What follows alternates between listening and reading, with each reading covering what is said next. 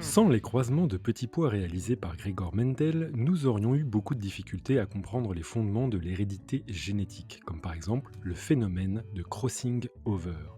C'est donc tout à propos que pour cet épisode entièrement botanique, nous vous proposions un crossover entre le podcast Restez pas planté là et Podcast Science. Nous sommes le mercredi 22 octobre 2025 et vous écoutez le 535e épisode de Podcast Science. Bienvenue.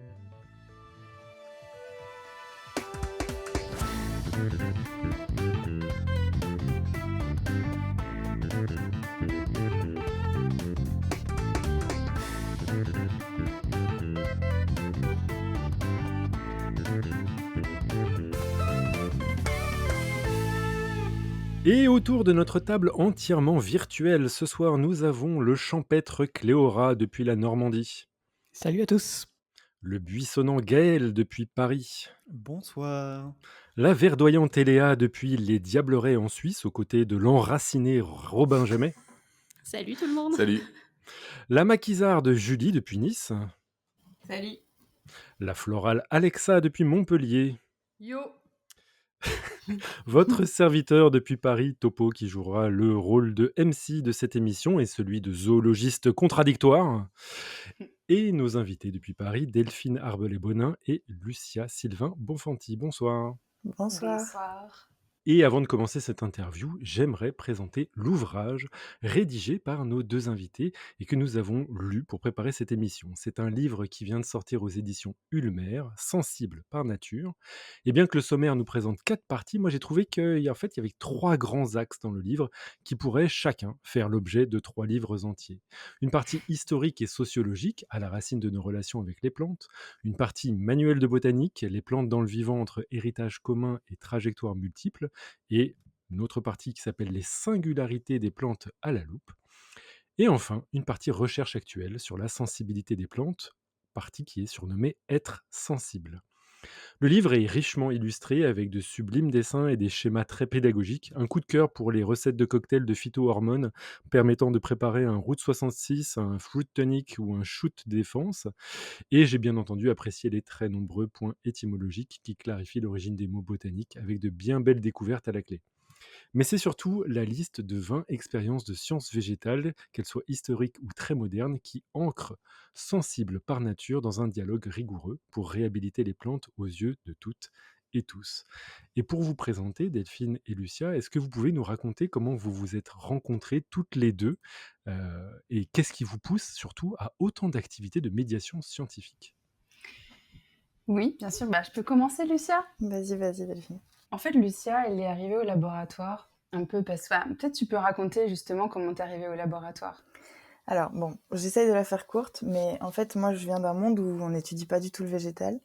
Je faisais de la psychologie, ensuite je suis partie faire des neurosciences pour comprendre vraiment les mécanismes qu'il y avait derrière toutes les découvertes en psychologie, donc sur l'humain et l'animal. Et j'ai un problème, c'est que dès que je vois du sang, je tombe dans les pommes. J'ai découvert ça dans mon stage de M1, ce qui n'était pas très pratique, ce qui était encore moins pratique pour mon futur stage de M2 de 6 mois. Donc, j'ai essayé de trouver une parade pour faire mon stage de 6 mois de neurosciences moléculaires, cellulaires et intégrées, tout en évitant de tuer des rats parce que j'étais incapable de le faire physiquement. Donc, j'ai trouvé les plantes, l'équipe de François Bouteau dans laquelle travaille Delphine, pour faire mon stage de M2 qui a été accepté parce qu'en fait, on a utilisé des outils de neurosciences pour étudier les cellules végétales. Et c'est comme ça que je suis arrivée dans l'équipe. Donc cette équipe, juste pour l'ancrer, on parle d'une équipe de François Bouteau à l'Université Paris-Cité et plus particulièrement au LEAD, Exactement. C'est ça, qui ouais. est le laboratoire interdisciplinaire des énergies de demain. Oui, exactement. c'est ça. Tout bon, d'accord. Et Delphine donc. Et donc à l'époque, c'était l'équipe s'appelait Stress environnementaux et plantes. Et François communiquait déjà beaucoup sur tout ce qui est neurobiologie végétale, etc. Et donc c'est comme ça que Lucia a trouvé le laboratoire. Et finalement, elle est arrivée là et elle a fait son stage de M2 avec nous. Et après, elle a voulu poursuivre en thèse. Et comme elle a un profil vraiment atypique, qui est à la fois sciences humaines et sociales, psycho, neurobiologie, plutôt animale, voilà. En fait, moi, j'avais vraiment... j'ai adoré son profil et je trouvais que c'était très complémentaire, finalement. avec le mien. Et du coup, comment vous avez commencé à collaborer dans le laboratoire, dans cette équipe en particulier? Alors justement pour ton stage de master 2. Ouais, et quand je suis revenue en fait, en fait la plupart des tout ce que j'ai découvert pendant ce stage, c'est Delphine et François qui m'ont appris parce que moi du coup je connaissais rien du tout sur les plantes. Mmh. Et une fois que j'ai passé mon oral de master et qu'on a décidé d'engager une thèse, dans cette équipe, une thèse interdisciplinaire, et ben, Delphine qui elle déjà faisait de la vulgarisation scientifique, a été approchée par, Christophe Grémard de la radio 100 pour Science à Université Paris-Cité, et elle m'a proposé, de créer un podcast avec elle, et toutes les 2 on s'est lancées, et c'est comme ça qu'est né, Restez pas plantés là. Fantastique. Et une chose en entraînant une autre, on arrive Ça a là à été discuter ouais. du livre. Tout ça Ouais, pour parler des plantes. c'était donc, un podcast et puis vous avez d'autres activités de médiation scientifique, comme par exemple, des ateliers, pour les scolaires, des ateliers aussi pour des festivals comme Double Science ou, la Fête de la Science et on va en parler, mais aussi de la médiation scientifique sous forme de livres. Mmh. Comment est-ce que du coup l'idée de ce livre vous est venue et qu'est-ce que ça a été votre processus pour arriver à ce livre que nous on a pu lire, pour préparer cette émission? En fait, donc avec le podcast, on avait déjà bien, une vision de ce qu'on voulait, faire passer comme message sur les plantes auprès du grand public et comme on avait déjà une idée on faisait déjà des ateliers scolaires, on avait vraiment envie de toucher un public dès le plus jeune âge pour, dès le départ, sensibiliser les jeunes à ce que sont réellement les plantes. Donc à la base, notre projet de livre, c'était un projet de livre jeunesse. Mmh. Et ça, Pierre le sait très bien, puisqu'on avait été le voir pour lui demander des conseils. Et donc, on a écrit le pitch, on a écrit tout ce qu'on voulait mettre, l'objectif, notre motivation. Et puis, on a envoyé ça à plusieurs éditeurs, dont une éditrice qui nous a répondu et qui nous a dit nous, on fait pas de livre jeunesse. Comme quoi, on était vachement au point sur notre distribution. Hein. C'est pas vrai! Non! On a fait exprès parce que Ulmer, c'est les éditeurs du vivant, et on avait envie quand même de savoir ce qu'ils en pensaient. On a dit foutu pour foutu, on a tout écrit, on a fait le synopsis, on va l'envoyer quand même. Et en fait, elle nous a dit donc j'adore votre projet, votre motivation, est-ce que le message que vous voulez faire passer, donc je vous propose un autre projet. Voilà. Et je crois qu'on n'a pas compris ce dans quoi on, Ça, c'est on se clair. lançait. Ça, c'est clair. Alors peut-être, on peut en profiter pour faire une, sorte d'appel. Concrètement, ce livre pour la jeunesse, qu'est-ce que vous vouliez y mettre et que vous n'avez pas pu faire dans le livre là? En réalité, c'est exactement ce qu'on. L'angle d'attaque, c'était vraiment la même chose que ce qu'on a fait dans ce livre-là, mais évidemment beaucoup moins détaillé. C'était un album en réalité, donc un livre vraiment très illustré. Mmh. Avec la base des illustrations et puis un texte.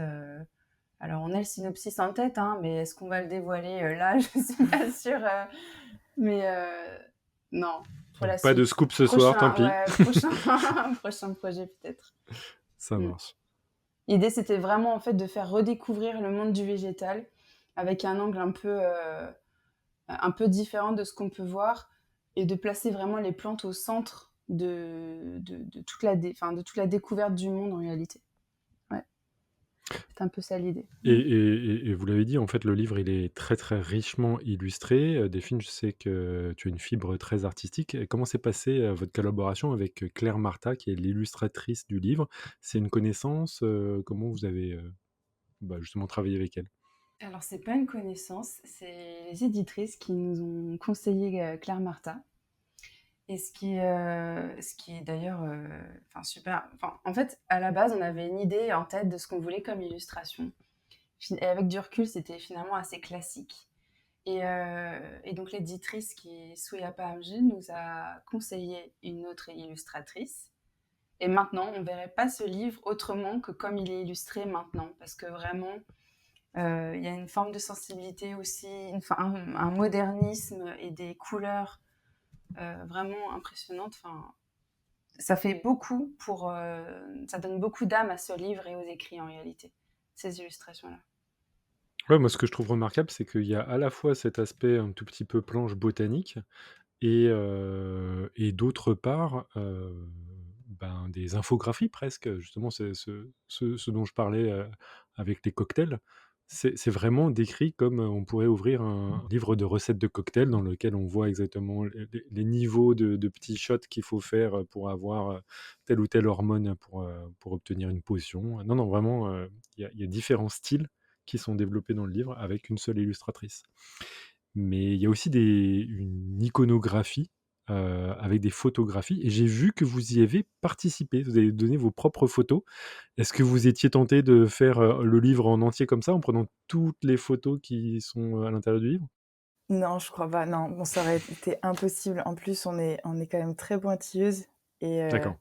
et en fait, on a déjà eu du mal à trouver exactement ce qu'on voulait, donc si en plus enfin, après moi, ça m'aurait pas dérangé de voyager pour prendre ces photos. Mais je pense mais je pense que Oui, ça aurait pris un peu plus de temps, du coup. c'est sûr. Je Non, beh, il y a quelques images du Japon, il y a quelques images oui. d'Australie, donc oui, je vois très bien.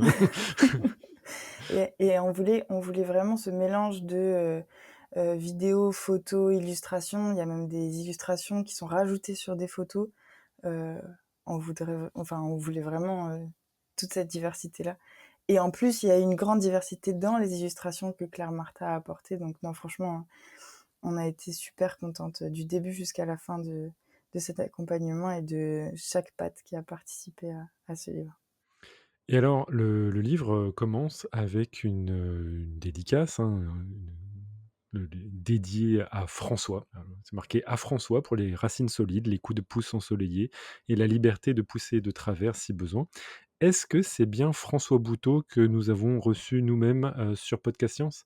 Oui, c'est bien François Bouteau. Et alors, donc on va renvoyer nos poditrices et poditeurs sur l'épisode 280, Neurobiologie des plantes avec François Bouteau, donc ça fait là le temps, hein, quand même, qu'on a parlé et dans lequel, bah, justement, si ce terme de neurobiologie, vous paraît, un tout petit peu abracadabrant, vous pouvez avoir un petit peu plus de clarification, et je pense que durant cette émission, on en parlera un tout petit peu de ce que veut dire la neurobiologie des plantes.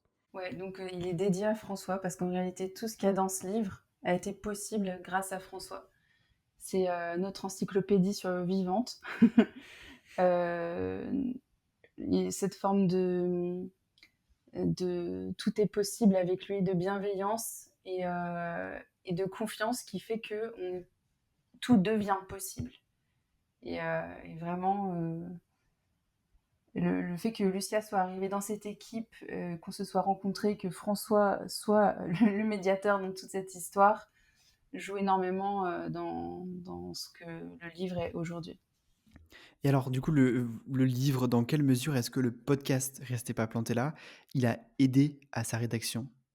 En fait, le podcast, il nous a toujours beaucoup aidés dans le sens où on a toujours appris plein de choses. Que ce soit parce qu'on a 2 différents formats. On a un format où on va faire plutôt des recherches bibliographiques sur un sujet particulier et on a un format où on invite des chercheurs et on adore justement avoir des chercheurs, de disciplines différentes, mais qui travaillent tous sur les plantes, de près ou de loin. Et c'est vrai qu'on a appris énormément de choses et qu'on a appris aussi à décaler un peu notre regard à chaque fois par rapport aux disciplines qui sont utilisées. Et ça, c'est quelque chose qu'on a aussi au laboratoire parce que c'est un laboratoire interdisciplinaire, que l'équipe a une démarche interdisciplinaire. Mais le podcast rentrait aussi dans cette ambiance-là. Et donc avec cette dynamique-là, ça a évidemment permis d'avoir des idées pour construire des morceaux du livre.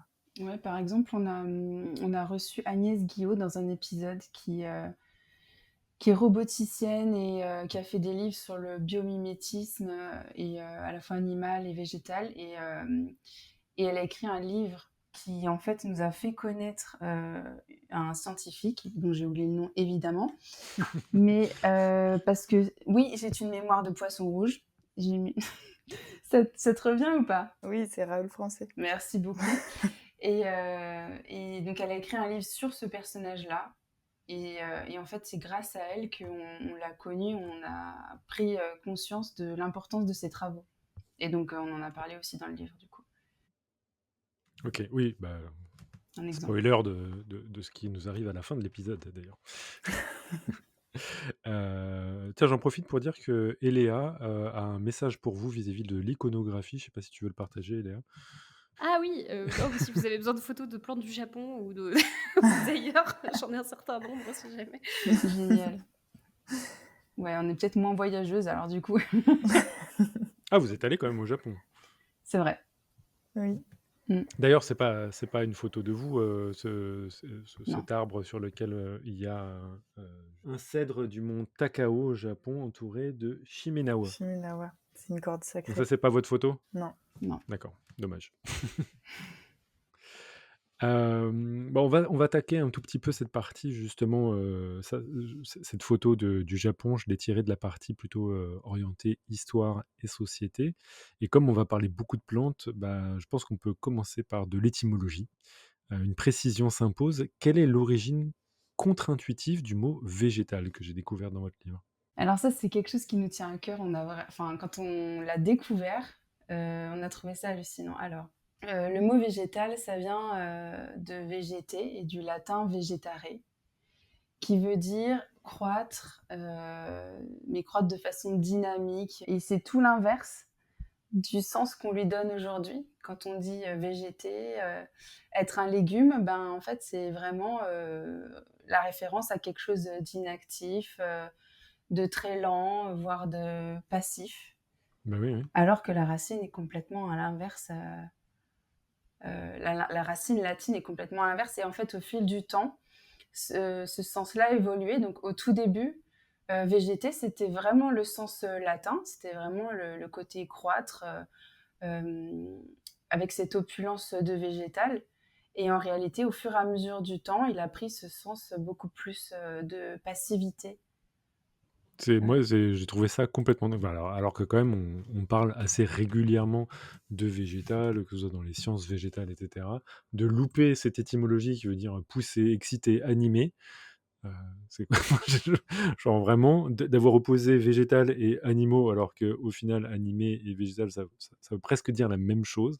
C'est assez paradoxal, ouais, donc je trouve ça assez, édifiant Ouais, en je effet. suis d'accord.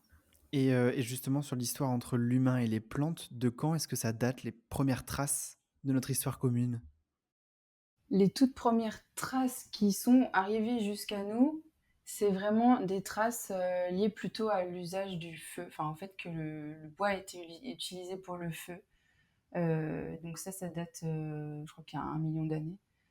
Et donc ça, c'est vraiment les plus vieilles traces qu'on peut considérer être l'usage des plantes. Après, il y a eu des traces un peu plus récentes qui sont plus aux alentours de 60 000 ans, où là, ils ont trouvé plutôt des traces de pollen dans des grottes, où on suppose que c'était plutôt des plantes qui étaient utilisées pour tout ce qui est funérailles, etc. Et puis un petit peu plus tard, dans les plaques dentaires, des traces de consommation de graines et donc d'amidon qui ont donné en fait la fabrication, enfin la constitution des plaques dentaires par la suite et les caries, Ah, qui témoignaient du fait que on mangeait des grains en réalité, qui sont blindés de sucre, donc d'amidon. Mm. D'où Et les caries. si on accélère très, très rapidement dans le temps jusqu'à, aujourd'hui, ces dernières années, comment est-ce que notre regard sur les plantes, il a changé? Bah, déjà, ça dépend des cultures. Donc notre regard sur les plantes, c'est une question qui est très, très vague. Notre regard à nous, par exemple occidentaux? Oui, par exemple, ouais, ouais, et puis avec le du coup, les travaux de recherche récents. Oui, parce que nous, du coup, si on reprend le fil, nous, dans notre culture occidentale, on a plutôt eu, l'idée qu'il y avait l'homme, en haut d'une pyramide, puis qu'il y avait cette hiérarchie, hein, c'est, l'échelle, naturelle, c'est, l'homme, même la femme en dessous, mais ça, c'est une autre histoire, l'animal, le végétal et ensuite le minéral et on a été vraiment, enfin ça a beaucoup imprégné notre relation, aux animaux qui, eux, étaient sensibles, mais pas intelligents parce que nous, on avait ce qu'on appelait la rationalité, donc le pouvoir de penser, donc on était vraiment au-dessus et les plantes, elles, n'avaient même pas la capacité de sentir, donc l'intelligence, c'était même pas, au programme et donc c'est vrai que, du coup, on les voyait vraiment comme une ressource, mais la relation, elle était très différente et aujourd'hui, toutes ces découvertes-là nous ramènent à étudier cette sensibilité qui, elle, a toujours été là, mais qu'on n'a pas, étudiées. Et c'est vrai que ça fait environ une vingtaine d'années que les recherches en biologie végétale recommencent à s'intéresser à ces sujets-là. Et on a aussi plusieurs disciplines qui s'y intéressent, donc on est vraiment dans un tournant végétal. Il y a les sciences humaines et sociales qui participent énormément. Il y a tous les publics qui commencent à avoir un grand intérêt pour, ce végétal qui est sensible et qui est actif. Et on le voit aussi dans les arts, dans le théâtre, la poésie, tout ça, donc en fait, ça participe à ce tournant-là. Je ne sais pas si j'ai bien répondu à la question, mais Si, si, complètement, il y avait pas de bonne ou de mauvaise réponse, enfin, c'est non, mais des fois, c'est et pas très alors je clair. j'en profite du coup pour, c'est Cléora qui nous mentionne qu'il y a du coup l'épisode 391, Les dents de la mort sur la paléodontologie, donc quand on parlait de caries juste avant. Et alors tu viens de parler de l'échelle naturelle, d'où est-ce qu'elle vient cette idée d'infériorité entre les animaux et les plantes? C'est une bonne question. C'est oui, Hem, je pense que c'est lié, peut-être dans un premier temps au mouvement.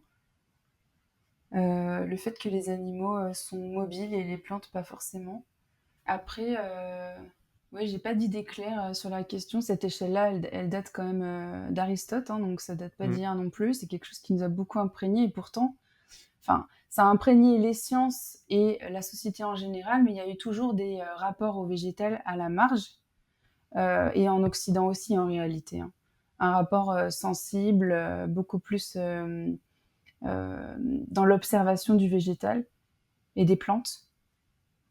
Voilà, même si finalement, les sciences ont repris le dessus, avec cette vision-là. et ça venait vraiment des fonctions vitales, en fait, et des mouvements, c'est ça, c'était sur cette base-là d'observation que ça a été construit. Ça marche, merci. Je pense que dans votre livre, justement, dans cette partie, notamment, vraiment, orientée histoire et société, vous évoquez, différentes manières de voir les plantes et notamment, vous évoquez les savoirs autochtones et c'est peut-être une impression que j'ai, mais ça donne l'impression que vous êtes admiratif par certains aspects de ces savoirs, mais aussi prudente. Du coup, quelle interprétation de ces savoirs vous semble, potentiellement problématique? Al En fait, En fait, me concernant, tu as une idée, Lucien? oui, enfin, mais vas-y, je compléterai si tu veux. Moi, je suis pas forcément admirative. Je suis plus dans la description de ce qui existe et de cette relation, là aux plantes. En fait, je vais pas, comment dire?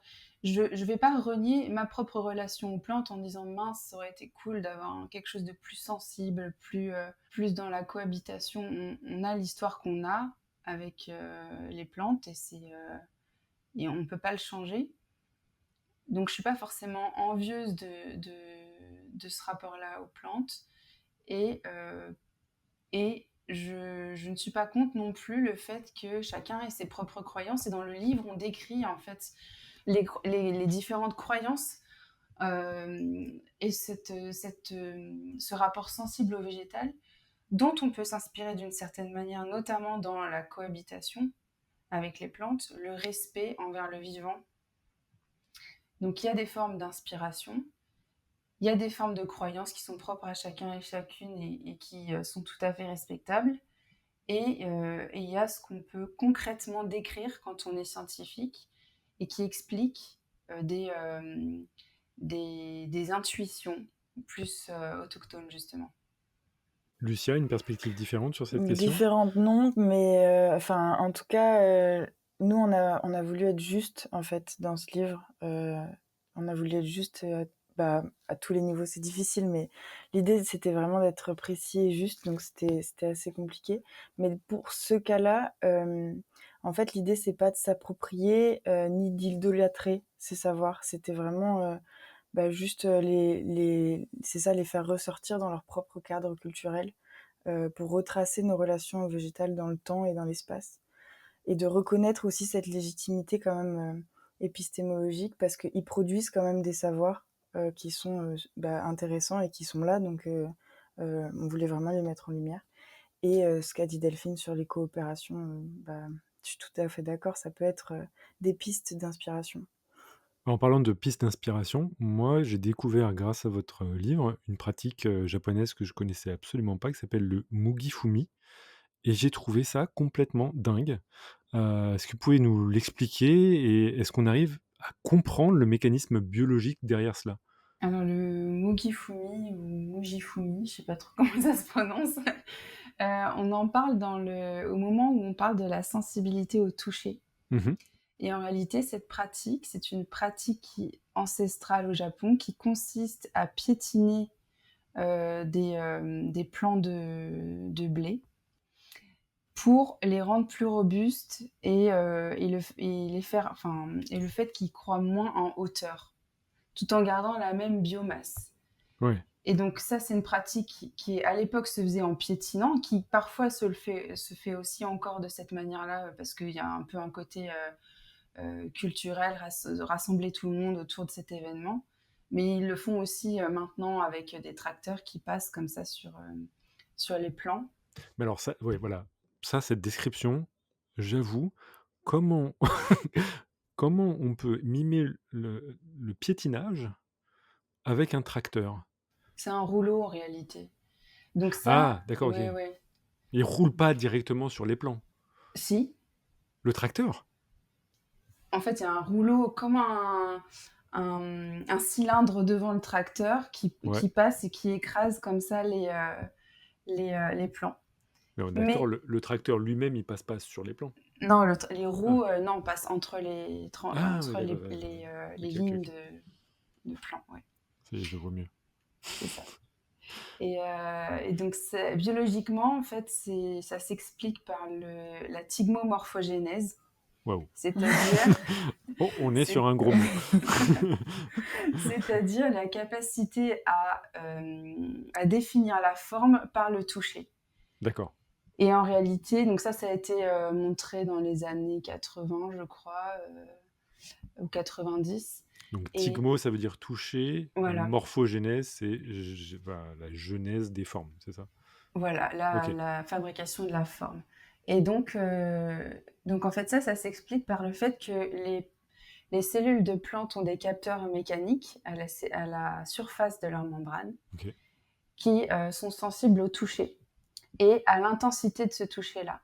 Et dans cette pratique-là, ce qui est mis en évidence, c'est que plus on touche la plante, plus ça va entraîner donc un pore qui est plutôt rabougri, donc qui est plus petit, plus costaud, mais avec la même biomasse. Donc c'est vraiment, ça n'empêche pas la plante de produire sa matière organique, son métabolisme continue, mais par contre, elle est plus petite et plus ramassée. Et c'est des techniques qui sont utilisées en horticulture aujourd'hui parce que je crois que les gens préfèrent avoir des plantes plus petites mais fournies.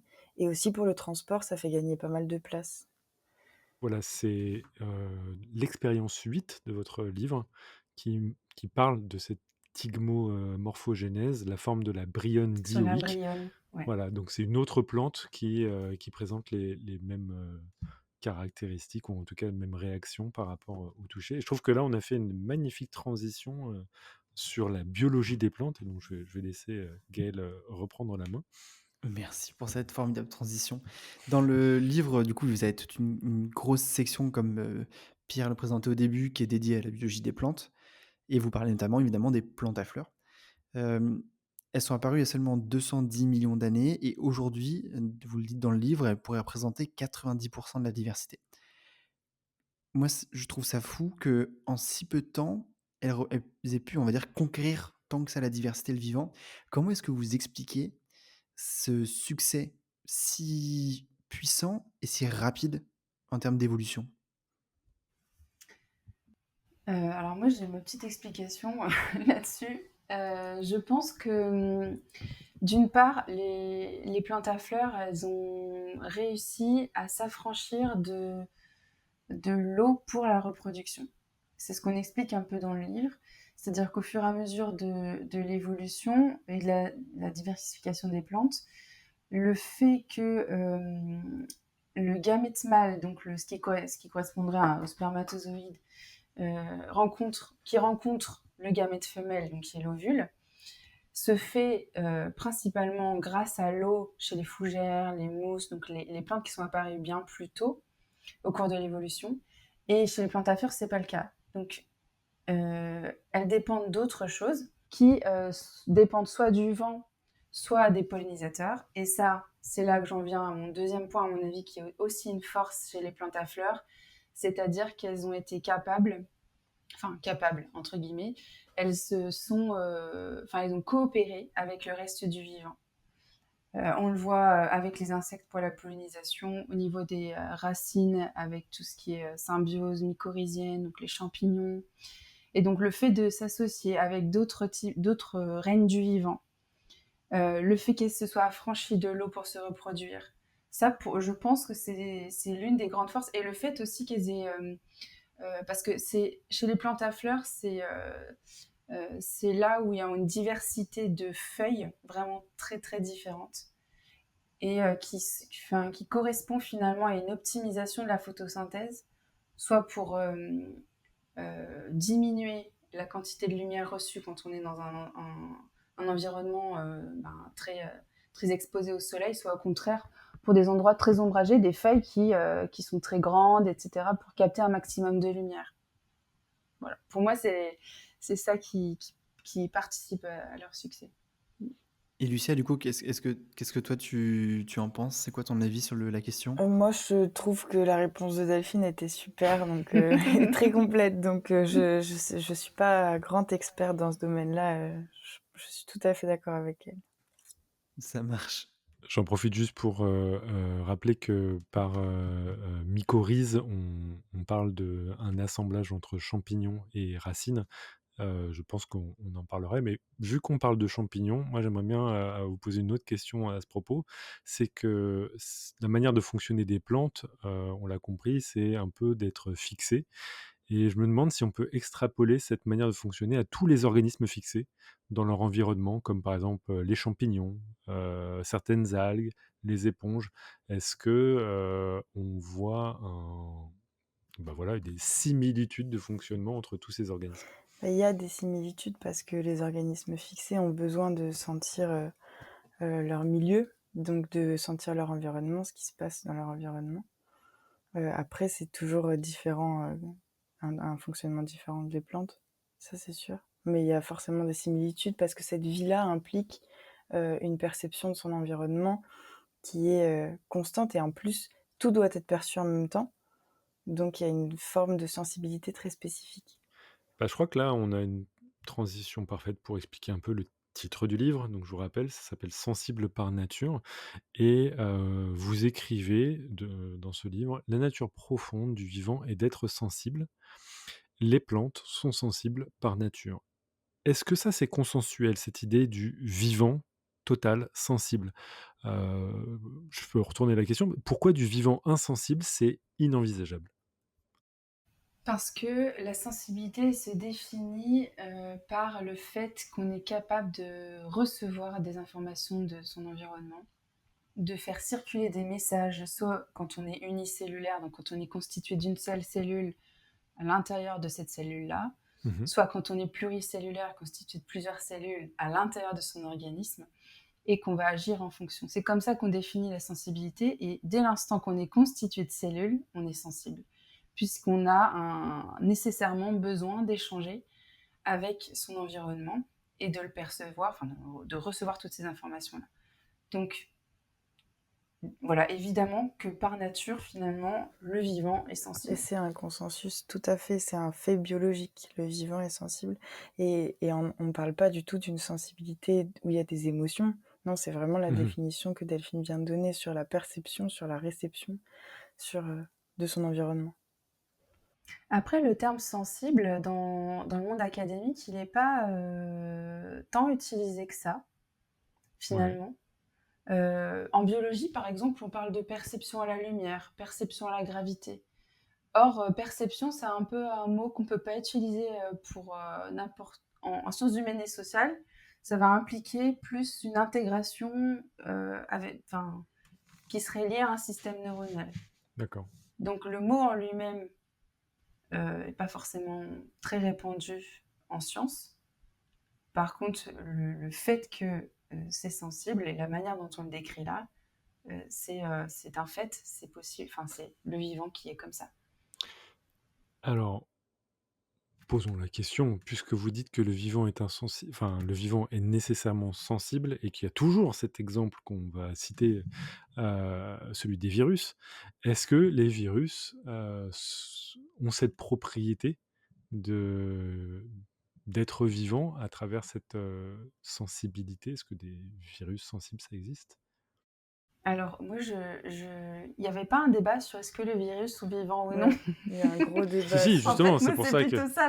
Donc, en réalité, sur est-ce que les virus sont sensibles, comme ils ne sont pas constitués de cellules, j'aurais tendance à dire non, mais je ne suis pas spécialiste des virus, euh, donc je ne sais pas.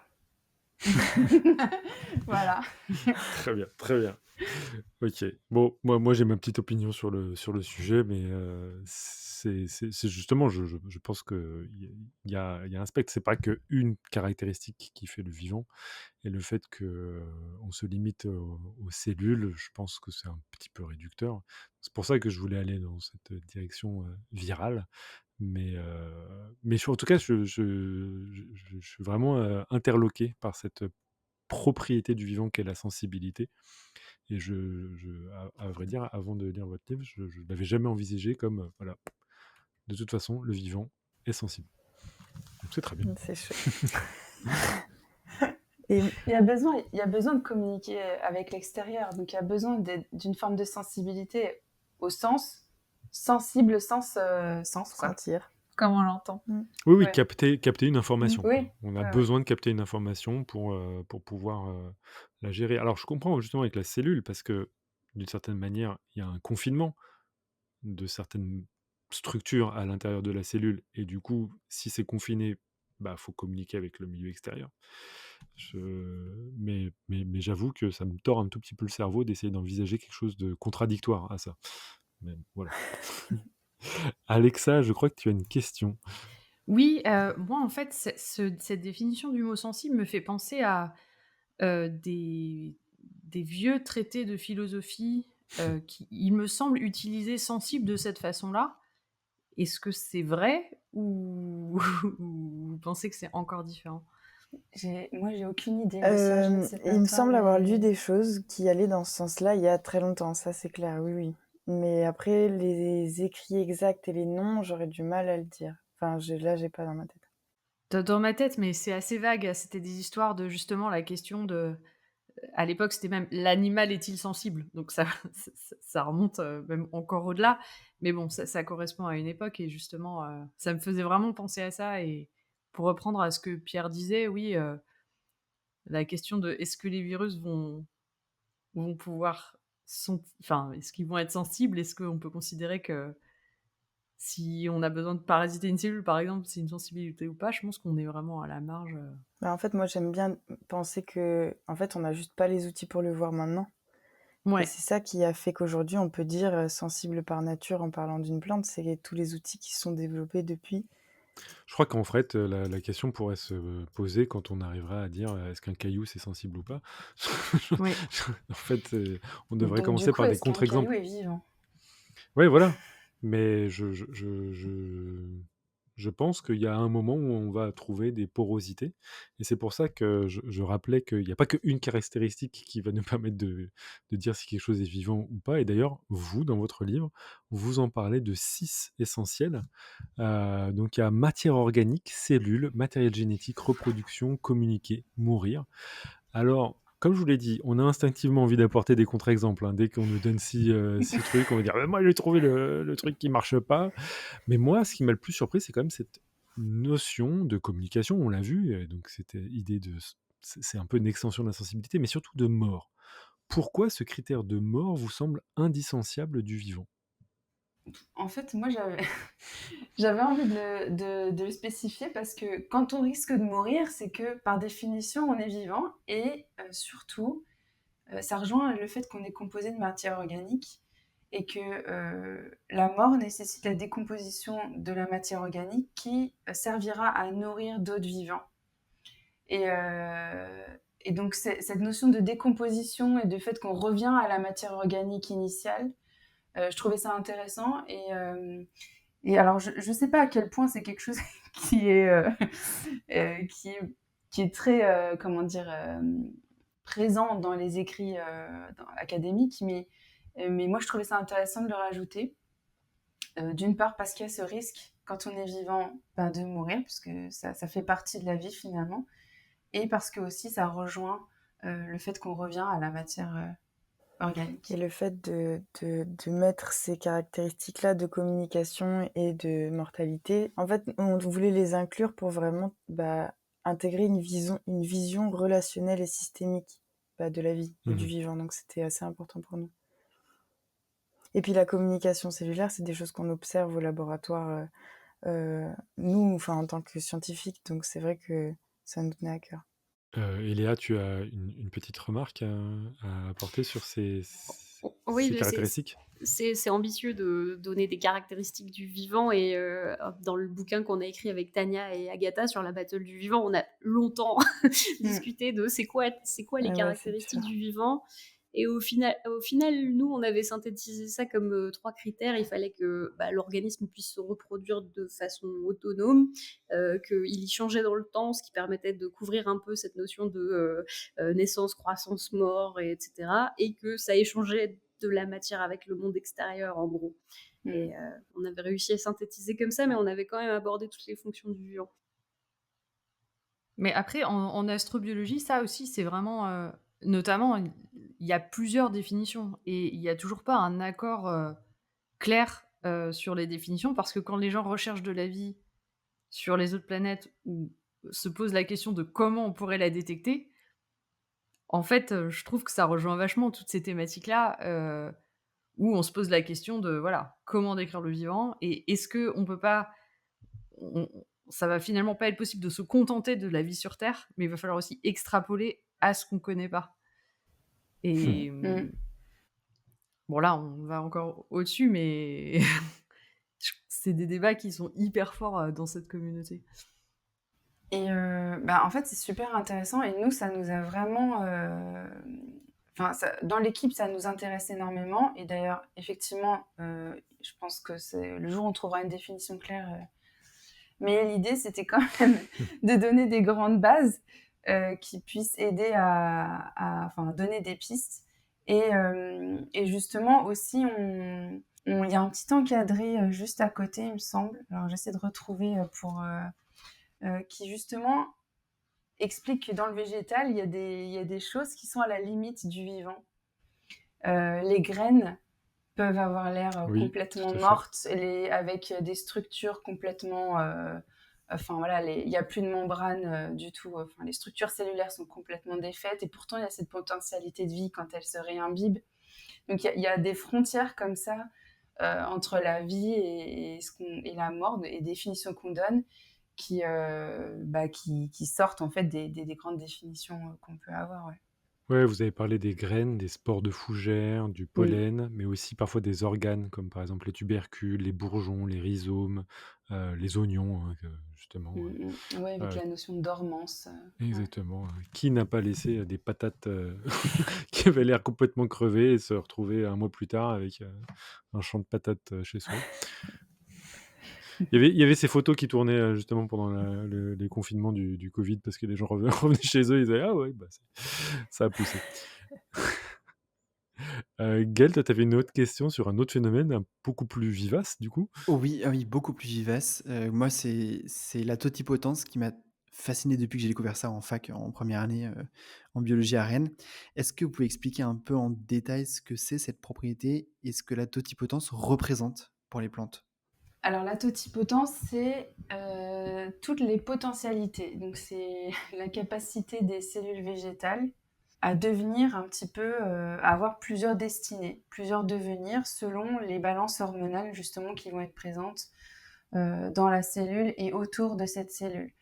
Et c'est grâce à ça que quand on met une tige dans la terre, eh bien, il y a les racines qui vont pousser. C'est grâce à ça que quand on coupe une branche pareille, il peut y avoir d'autres cellules qui se multiplient. En fait, c'est ça. C'est la capacité d'une cellule à avoir toutes les potentialités des différents types de tissus d'une plante, en fait. Ce qui est beaucoup moins le cas, ou pas le cas quand on regarde les animaux. Pas à ma connaissance. Mais Donc il y a les normalement, c'est à l'exception normalement, des c'est cellules souches, c'est beaucoup plus limité, quoi. Bah, disons que moi, ce que je vois, c'est surtout les organismes, parmi les animaux qui ont une vie fixée. Ceux qui ont le plus de totipotence, c'est typiquement les éponges. Les éponges, ou certaines anémones de mer, qu'on peut, broyer. On en fait un petit smoothie et puis après on a plein d'anémones de mer ou d'éponges qui peuvent se reconstituer. Mais ouais, j'ai l'impression que c'est un peu lié à la vie fixée peut-être, Et est-ce que ça veut dire que puisque, les cellules peuvent, redonner d'autres parties de l'organisme, est-ce que ça veut dire que sans agression extérieure, les plantes, notamment les arbres, pourraient vivre complètement indéfiniment? Alors ça, c'est marrant parce que c'est une question qu'on m'a déjà posée et que je trouve enfin, hyper intéressante. Est-ce que si, voilà, s'il n'y a pas de maladie qui touche les arbres qui vont jusqu'à 5000 ans pour certains, est-ce qu'ils seraient toujours en vie? Et ben, en réalité, je ne sais pas et en fait, j'ai plaisir à me dire que peut-être qu'il y a une forme d'immortalité. En fait, comment ça s'explique le fait que les arbres, certains arbres aillent aussi vieux, donc 5000 ans et autres, parce qu'en réalité, ils ont une capacité à réparer. Parce que le vieillissement, c'est le fait que on est de moins en moins capable de réparer l'ADN. Dites-moi si je me trompe. Et donc, ces arbres-là ont une capacité de réparation de l'ADN et notamment des extrémités des chromosomes qui leur permet de vivre comme ça des milliers d'années. Et je pense que c'est lié aussi au fait que chaque partie d'arbre, à chaque saison, est nouvelle en réalité, est une nouvelle plante. Et chaque petite branche a une saisonnalité et a une nouvelle jeunesse en réalité tout le temps. Donc, est-ce que s'il y a pas de tempête et que l'arbre a une branche qui est cassée et donc les pathogènes vont rentrer, est-ce que s'il n'y a pas ça, ça peut durer des milliers d'années? Ben, j'aime bien me dire que peut-être. Parce que dans ces cas-là, ça voudrait dire que potentiellement, ces plantes-là ne pourraient pas mourir et que donc elles ne Et rentrent pas que dans la donc elles liste ne des sont pas 6 vivantes. voilà, elles ne rentrent pas dans la liste des 6 essentiels C'est pour être vrai, vivant. c'est vrai. Que donc une plante immortelle est une plante morte finalement, ou plutôt, n'est pas une plante vivante. On rentre dans le débat philosophique. Ouais, tout à fait. Et c'est après, là que les plantes sont fascinantes. Delphine l'a dit dans sa démonstration, c'est que c'est des individus qui se régénèrent donc en fait, ils sont morts à chaque fois, pratiquement, c'est aussi cette possibilité-là, c'est que Mmh. l'individu, il y a 6 000 ans et cetera est probablement pas le même que celui de maintenant, quoi. Mmh. Donc voilà, vous pouvez aussi envisager que vous êtes mort régulièrement, maintenant. Vous n'êtes pas le vous-même, si ça vous Bah, va. les arbres et les plantes, enfin les arbres, donc qui sont les plantes vivaces, peuvent sacrifier une partie de leur organisme, justement pour isoler un pathogène ou voilà, pour, faire en sorte de survivre tout de même. Donc il y a aussi cette forme de sacrifice de: «OK, bah, là, il y a une partie de mon organisme qui ne peut plus vivre, ben, c'est pas grave, je continue de vivre par ailleurs», quoi. Ça, les animaux, moins effectivement, sauf peut-être les animaux fixés. Mmh. Mmh. Alors, vous offrez dans le livre un panel de milieux dans lesquels les plantes vivent, justement, ou survivent. Il y a les océans, les mangroves, les tourbières, les forêts tropicales, les forêts tempérées, les déserts. Et en plus que pour certaines plantes, on a l'impression qu'elles peuvent vivre indéfiniment, on a l'impression de pouvoir aussi trouver les plantes partout, même en Antarctique. En prenant ce dernier exemple, qu'est-ce qui explique que les plantes soient tellement adaptables? Bah, je pense que, déjà, elles doivent ça à une forme de plasticité biologique, bah, exceptionnelle, je trouve. OK. Et la coopération aussi avec d'autres formes de vie, je pense que ça aussi, ça aide. D'accord, donc en fait, c'est une sorte d'écosystème d'adaptabilité qui explique, qu'on les retrouve un petit peu partout. Ça pourrait pas marcher toute seule. Moi, c'est ce que je dirais. Je sais pas si tu veux rajouter quelque chose, Delphine, mais c'est l'idée que j'en ai. Ouais. Bah, ça rejoint un peu ce qu'on disait avant. je pense que leur capacité à faire la photosynthèse aussi, donc d'utiliser l'énergie lumineuse, Oui, ça c'est sûr. alors que nous, on en est complètement capable. On est obligé de manger des plantes pour survivre, en réalité. Elles ont besoin juste de l'énergie lumineuse. Et en réfléchissant à cette question, je pense qu'il y a aussi quelque chose pour les plantes ancrées. Je pense qu'il y a quelque chose qui, à mon avis, est fondamental aussi dans cette manière dans cette success story, c'est le fait qu'elles sont finalement en transition, comment dire, j'allais dire en transition, mais non, c'est pas, en interface entre la partie aérienne et la partie terrestre. Donc finalement, elles arrivent à avoir des ressources et de la partie aérienne grâce à la photosynthèse, se reproduire et donc communiquer avec avec le reste du vivant, les pollinisateurs, etc. Mais en même temps, elles peuvent aussi puiser les ressources dans le sol. Donc elles sont vraiment en interface entre ces deux milieux qui sont complètement différents, avec des propriétés différentes, des vivants qui sont aussi complètement différents.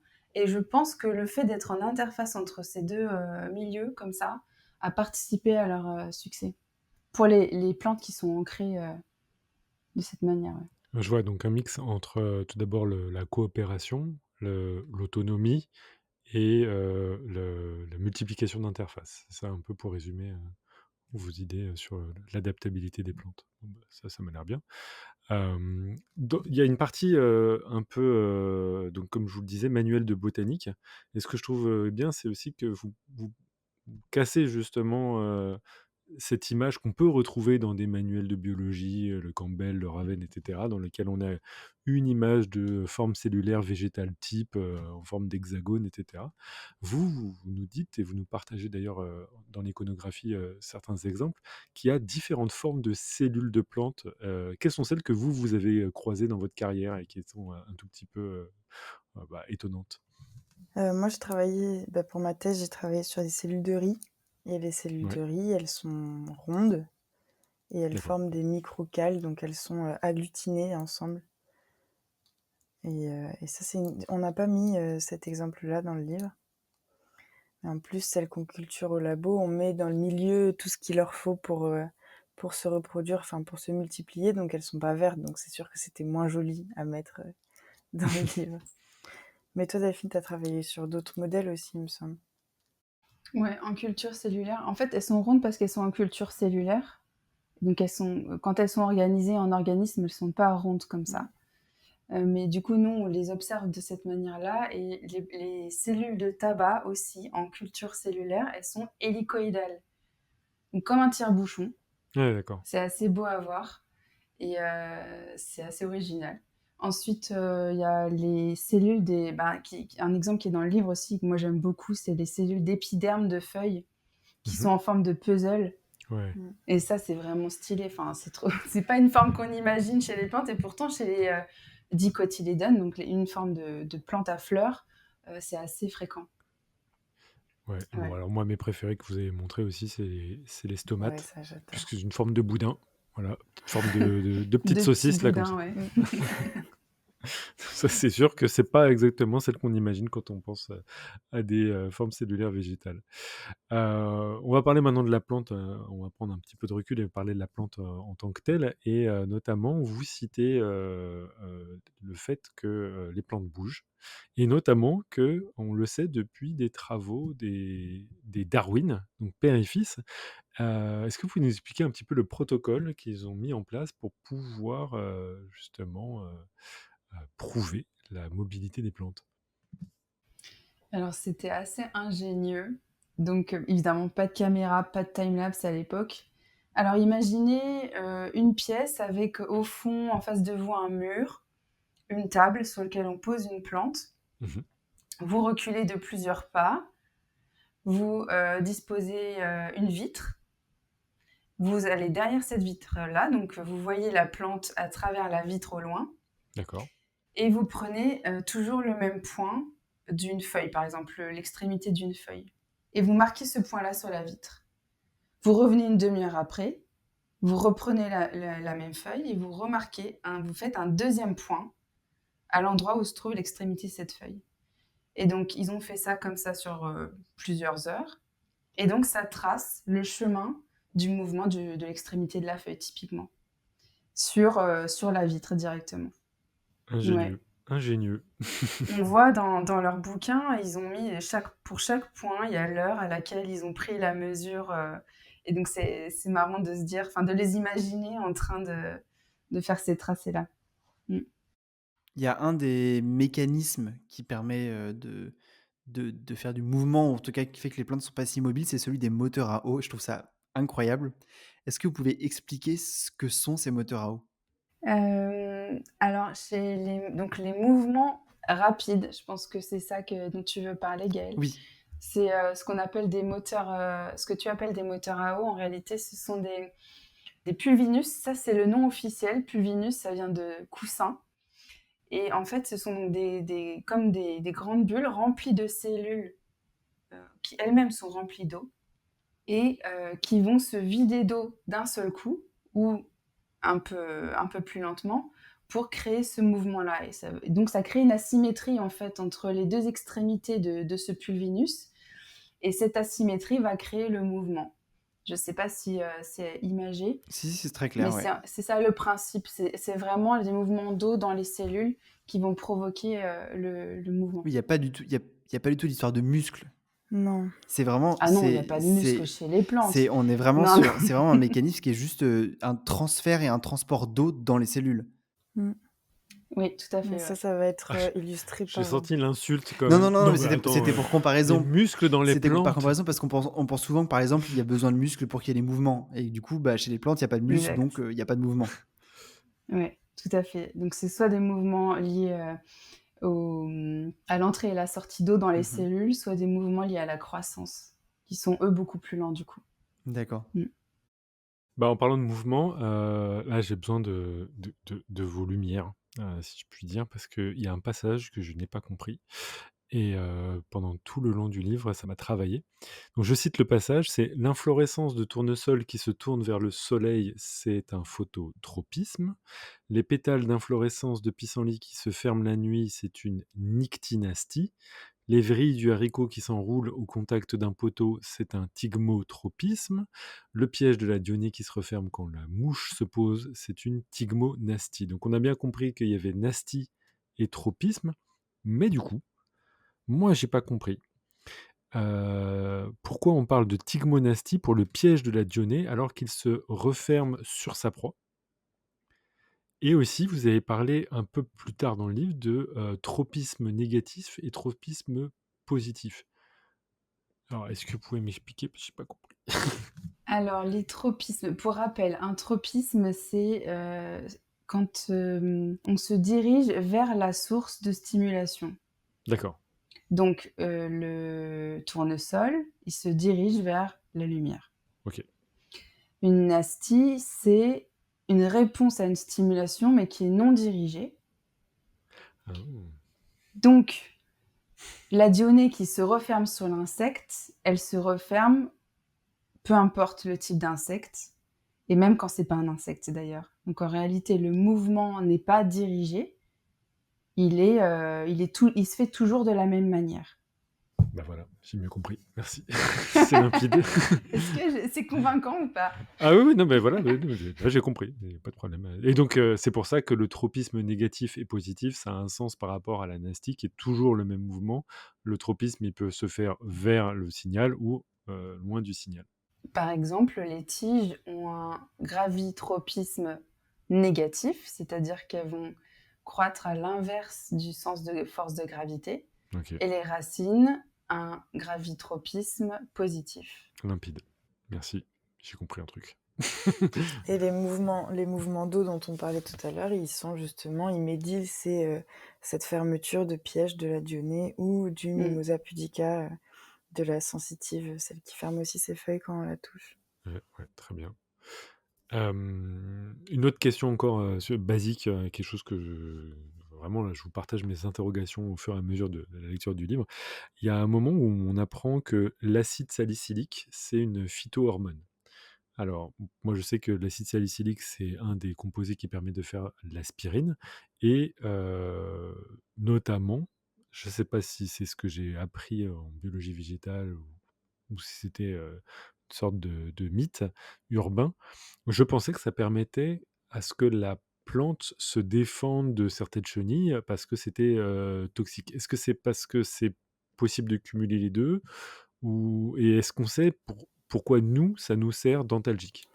Alors en fait, l'acide salicylique, c'est une phytohormone, donc c'est Mmh. une molécule de signalisation qui va être produite naturellement par la plante. OK. Et quand on parle des herbivores comme les chenilles, bah, cet acide salicylique, il va pas agir directement contre elles, mais il va, faire partie d'un réseau hormonal, de plusieurs hormones.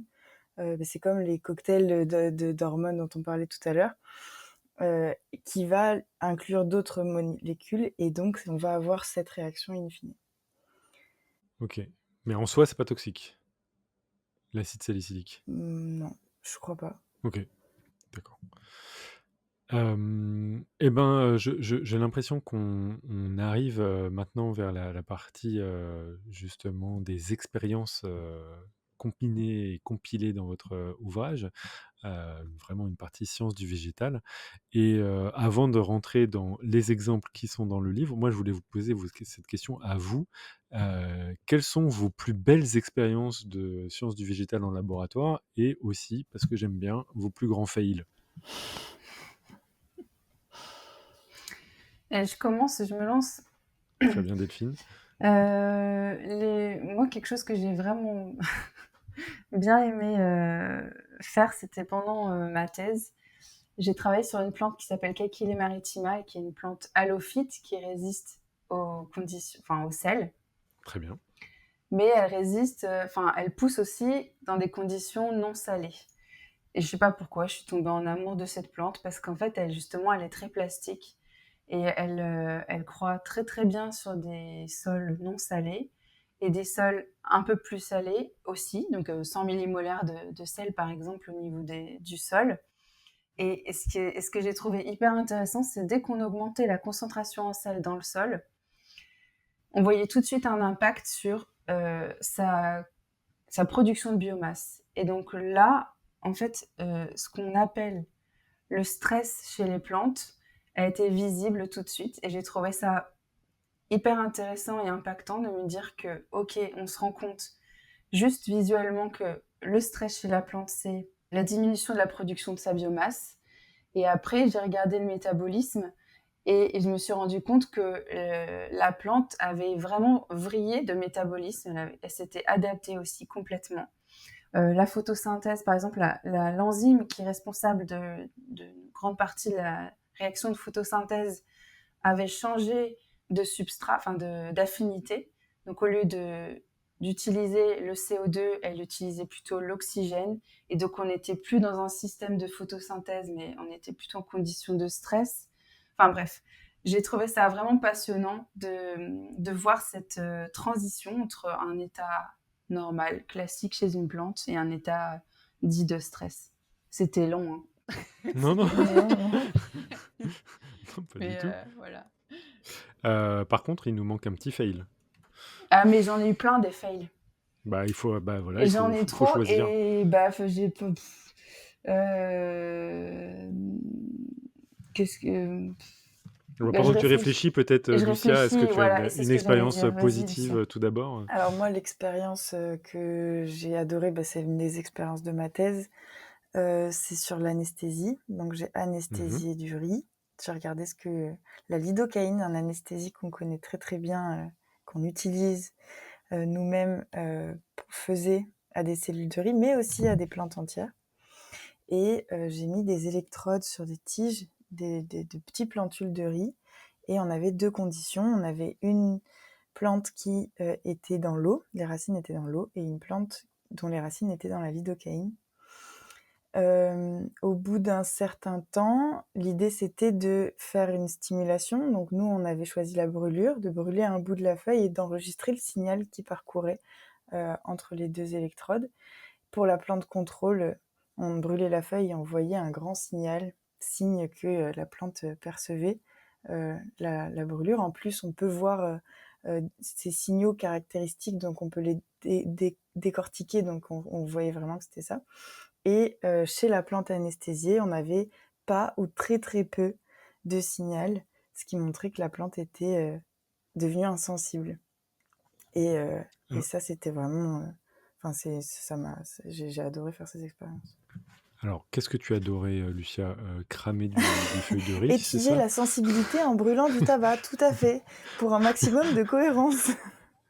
Non, non, en fait, ce que j'adorais, c'était voir qu'une plante était anesthésiable, voir ce qui se passe à l'intérieur de la plante avec des électrodes et voir ensuite ce qui se passe dans les cellules quand on regardait au niveau cellulaire.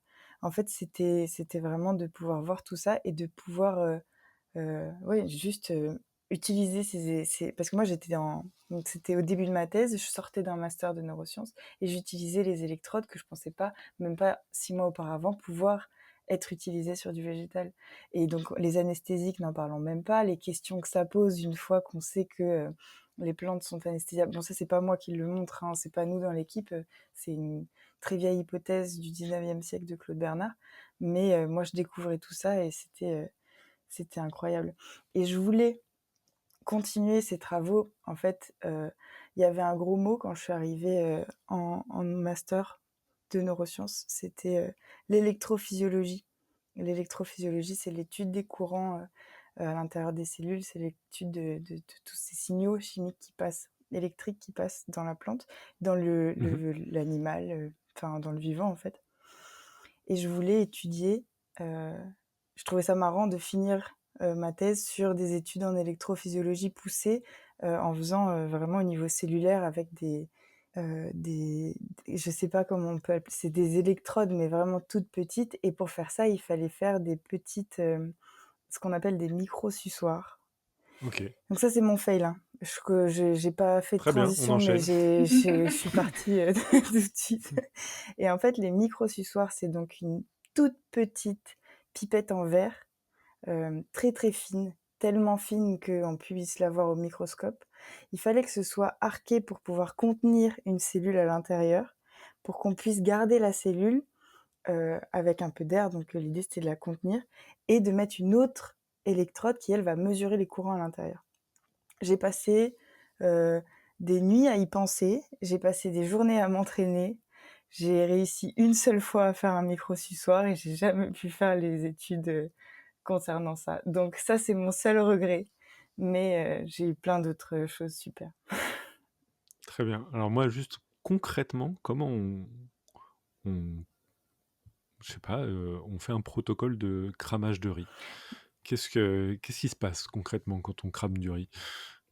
On prend un briquet, Ouais, ouais, c'est c'est, très simple. On prend un briquet et on compte et on fait la même simulation pour chacune des plantes pour que ça puisse être reproductible. Donc c'est pas trop long, c'est vraiment quelques secondes précises et on fait ça alors plusieurs maintenant fois. j'ai plein de questions. Dans le matériel et méthode, il y a la marque du briquet? Comment ça Il se n'y a passe? pas la marque du briquet dans le matériel et méthode, mais il y a marqué que c'est une flamme qui n'est pas issue d'une allumette, parce que l'allumette en elle-même peut changer des choses. On voyait des signaux différents. Ah, ah. Ah, parce que vous avez testé avec On a allumette. testé avec allumette. Vous avez testé avec bec benzène du coup? Enfin, Non, j'ai après on s'est tellement de arrêté au questions. briquet. Le briquet, ça marchait bien, donc on s'est arrêté là. Très bien, OK, OK, c'est fini. Et beh, du coup, Delphine, est-ce que tu as inspiré pour un fail de ta part? Oui, grâce à Lucia. Ouais. Parce que du coup, les manips sur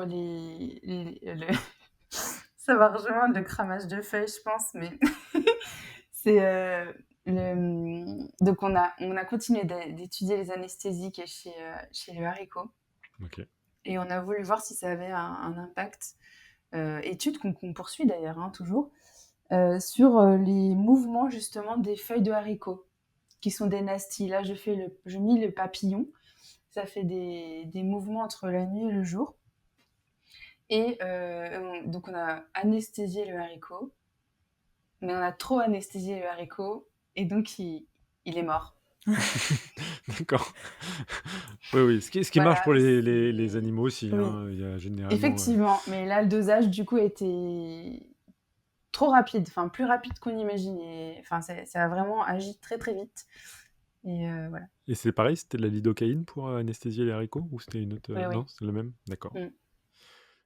Très bien. On vient d'évoquer quand même ces expériences qui pour moi en plus sont les plus impressionnantes du livre. Ça tombe bien, c'est celles qui sortent de votre laboratoire quand même, donc qui concernent l'anesthésie, qui fonctionne sur les plantes. Donc concrètement, est-ce qu'on peut aller un petit peu plus loin? Comment ça marche les anesthésiques sur les plantes et pourquoi c'est si surprenant ou pourquoi en fait, à vrai dire, c'est peut-être pas si surprenant que ça? Alors, les anesthésiques, faut savoir donc que tout le vivant est anesthésiable. D'ailleurs, Claude Bernard disait, ce qui est, j'ai un trou, Tout ce qui est tout vivant ce est qui est oui, tout ce anesthésiable. qui est vivant est anesthésiable, le reste est mort et C'est limpide. en fait, cette hypothèse est clairement vérifiée aujourd'hui, tout le vivant est anesthésiable. Après, les mécanismes qui sous-tendent l'anesthésie, même si on l'utilise depuis 150 ans, ne sont pas compris à 100. En fait, on ne sait pas, comment l'anesthésie fonctionne exactement. Alors on sait que ça va bloquer certains canaux, hem, on sait comment ça peut, passer, on sait combien mettre, dans un organisme de tant de kilos, pour l'anesthésier. On sait que c'est réversible, mais on ne sait pas exactement les mécanismes qui y sont associés. On ne sait pas comment c'est possible de perdre la sensibilité, mais de continuer à respirer, que nos fonctions vitales continuent de fonctionner. Et il y a des pistes aujourd'hui, enfin, il y a des chercheurs, beaucoup de chercheurs qui commencent à travailler sur ces sujets et il y en a même qui espèrent trouver sur les plantes des choses qu'on pourra ensuite retranscrire sur les humains. Je crois qu'on a une question de Robin. Non, c'était juste pour savoir si on pouvait anesthésier les virus pour trancher une bonne fois pour toutes cette Mais question. allez-y, foncez et nous, on veut savoir. Bonne remarque, bonne remarque. Lucia, tout à l'heure, tu parlais de signal électrique, tu parlais des électrodes que tu as utilisées. Hem, Dans le livre, vous parlez un peu de la question des souvenirs, sachant que nous, on associe ça, enfin, et de la mémoire, et nous, on associe ça intrinsèquement au cerveau. Tout comme elles n'ont pas de muscles, je crois qu'elles n'ont pas de Non. cerveau, dans le sens que nous on entend. Comment est-ce que du coup ça marche, cette idée de mémoire chez les plantes? Alors ça aussi, ça reste à découvrir. Les expériences qui montrent que les plantes alors on a différents types de mémoire, mais par exemple, il y a une expérience qui montre, avec le Mimosa pudica. C'est une plante, donc là sensitive, qui referme ses feuilles quand on la touche. C'est Monica Gagliano qui a pris cette plante, et qui l'a fait tomber, sur un petit dispositif à 15 centimètres et elle l'a fait tomber et au choc, lorsque la plante tombait, elle fermait ses feuilles. Elle a répété cette opération plusieurs fois et au bout d'un moment, la plante a arrêté de fermer ses feuilles.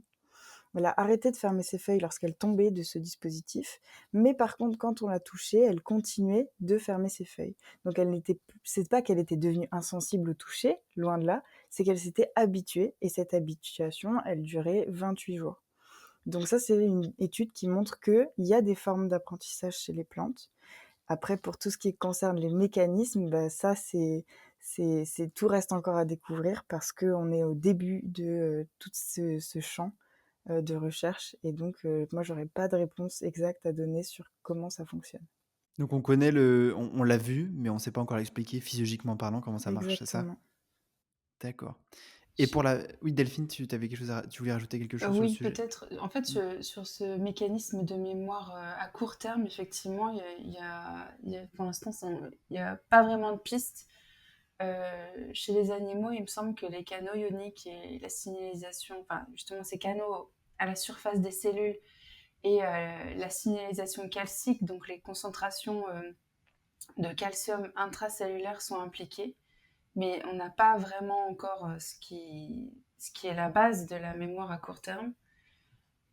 Après tout ce qui est, mémoire à plus long terme et en particulier qui se transmet à la descendance, là, il y a des pistes, qui sont liées à l'épigénétique plutôt et du fait que, donc il y a des choses qui se fixent sur l'ADN qui modifient l'expression de ces gènes-là et qui est un phénomène réversible aussi et qui se transmet de génération en génération.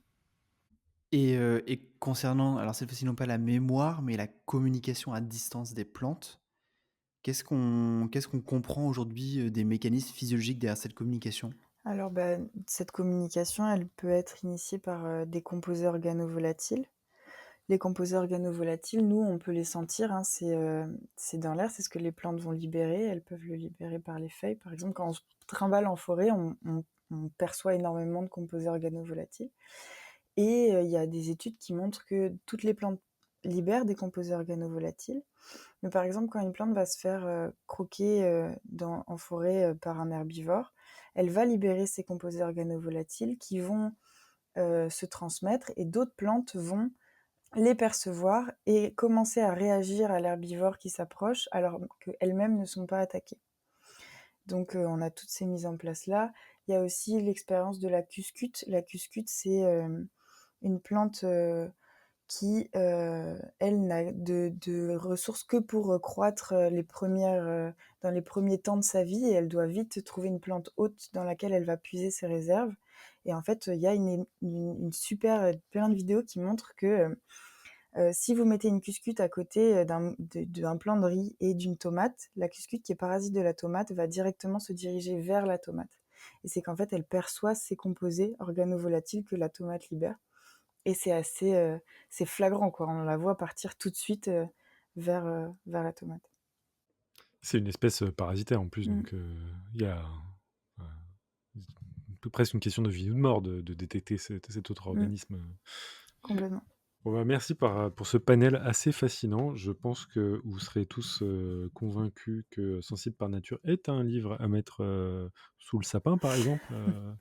Alors, je ne sais pas d'ailleurs si vous cautionnez le fait d'utiliser des sapins pour Noël, ou est-ce que c'est une pratique qu'il faudrait arrêter, puisque maintenant on a compris que cette plante était sensible. Alors, pour finir, du coup, je vous propose de finir comme on aime bien le faire sur Podcast Science, parce qu'on pique 2 questions à Jean-Michel Brassard de Scepticisme Scientifique. La première, c'est quelle est la question qu'on vous pose tout le temps et dont vous êtes lassé? Ouais, je pense qu'on peut la diviser en 2. Delphine, Lucia, est-ce que vous avez ce genre de questions en tête? Alors, c'est pas une question précise, mais c'est des questions générales. Par exemple, ah bah toi qui t'y connais en plantes, alors chez moi j'ai une plante, je connais pas son nom, elle est devenue toute jaune. Ouais, non, ça, en fait, ça me. Désolée, mais je vais pas forcément pouvoir te répondre. J'ai plein de pistes, mais non. Donc, en fait, c'est pas parce que je suis biologiste végétale que je suis jardinière, en fait. Enfin, je jardine, mais je suis pas non plus spécialiste de la phytopathologie et autres symptômes de plantes. Oui, à la limite, la seule chose que moi je pourrais dire, c'est elle est morte, elle est jaune, elle est toute fripée. Est-ce que tu as mis la lidocaïne dedans par hasard? Est-ce que tu l'as cramée? Est-ce que tu l'as brûlée? Bah arrête. Très bien. Ah oui, c'est une bonne manière de montrer justement comment vous cadrez votre intérêt sur les plantes. C'est vraiment une question beaucoup plus scientifique. Et du coup, quelle est, à l'opposé, la question que l'on oublie souvent de vous poser et que pourtant vous trouveriez intéressante de développer? Et peut-être qu'on a oublié ce soir d'ailleurs, de notre côté. Moi, les questions que je trouve super intéressantes de développer, c'est tout ce qui est intelligence et conscience végétale. Parce que je travaille sur l'anesthésie, qui dit anesthésie dit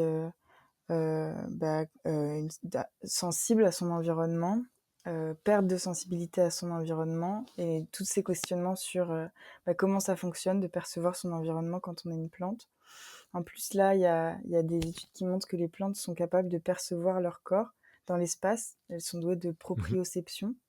Alors moi, je me questionne sur les implications d'avoir une certaine conscience de soi-même dans son environnement. Et c'est toutes ces questions-là. Alors oui, la question qu'on me pose pas et que j'aimerais initier les discussions parce que j'ai pas les réponses sur aucune de ces questions-là. Mais c'est des questions qui me passionnent. Donc, futures aires de recherche. Delphine, de ton côté? Bah, j'ai cherché longtemps, mais j'ai pas trouvé en fait. Je suis Oh, c'est très désolée. bien, pas de problème. J'espère qu'on arrivera à trouver des questions participe justement à cet intérêt, mais je crois que Lucia a commencé à l'initier sur cette proprioception, notamment.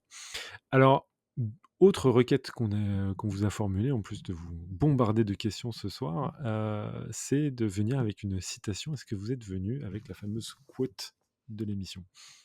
Yes. Je vais retrouver de suite. Pas de problème, je peux, si ça peut aider, la copier ici dans le chat. Yes. Merci beaucoup. Alors, on a choisi une citation justement de Raoul Français qu'on a citée au début de l'émission, qu'il a citée en 1937. À propos des plantes, il a dit « C'est bien leur dénier la vie que de leur en contester la qualité importante et caractéristique, la sensibilité. » Je pense Et que c'est très bien voilà, résumé. effectivement. Donc ça rejoint tout ce qu'on a dit avant et ça montre aussi à quel point cette notion de sensibilité, elle date pas d'aujourd'hui. Eh bien, merci. Une petite préconclusion. Chères poditrices, chers poditeurs, nous vous rappelons que Podcast Science organise une nouvelle radio dessinée pour enregistrer avec vous un épisode du podcast. Ce sera le samedi 29 novembre à Paris à partir de 16h dans la salle du Sénat attenante au musée d'histoire de la médecine d'Université Paris-Cité, 12 rue de l'École de médecine dans le 6e arrondissement. Le thème de l'émission sera justement en rapport avec la nouvelle exposition du musée consacrée au physiologiste Étienne Jules Marais, d'où le titre de notre émission, Chronophoto, Laura de Marais. N'attendez plus et inscrivez-vous d'ores et déjà sur WizEvent. J'espère qu'on pourra vous voir, Lucia et Delphine, à cet événement. C'est gratuit, bien entendu, comme à notre habitude, et surtout, c'est organisé grâce à vous, poditrices et poditeurs, et grâce à vos donations sur Tipeee et Patreon. 29 novembre 2025 au musée d'histoire de la médecine. On vous partagera toutes les informations sur notre site podcastscience.fm et nos réseaux sociaux. Et en guise de conclusion, je vous partage le mindfuck que nos invités Delphine Arbelay-Bonin et Lucia Sylvain Bonfanti ont réussi à générer dans ma propre caboche. En réenchantant le végétal à travers leur podcast Restez pas plantés là et leur ouvrage Sensible par nature, elles sont parvenues à me convaincre que les plantes sont badass. Je ne cache pas que le travail de sape depuis des années de notre Eléa adorée a facilité l'affaire. Quoi qu'il en soit, j'ai eu une illumination à la préparation de cette émission. Les personnages les plus balèzes dans Dragon Ball Z, c'est tout de même Kakarot, Son Goku et Vegeta, n'est-ce pas? Donc sur cette preuve pop culturelle, Kamehameha à la prochaine, et en attendant, que servir la science soit votre joie.